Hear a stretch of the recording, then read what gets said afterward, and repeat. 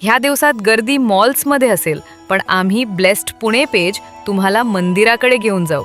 तर आत्ताच blessed Pune पेजला follow करा आणि व्हिडिओ चुकवू नका. कोथरूडच्या कर्वे रस्त्यालगत आजही एक प्राचीन शिवमंदिर शांतपणे उभं आहे. हे मंदिर म्हणजे श्री मृत्युंजयेश्वर मंदिर. आजूबाजूला गजबजलेलं परिसर, तरी हे ठिकाण अजूनही जुन्या पुण्याची आठवण करून देतं. मृत्युंजयेश्वर मंदिराची स्थापना पेशवाईच्या उत्तर काळात झाली. या मंदिराचा संबंध पेशवाईतील पराक्रमी सरदार हरिपंत फडके यांच्याशी जोडला जातो.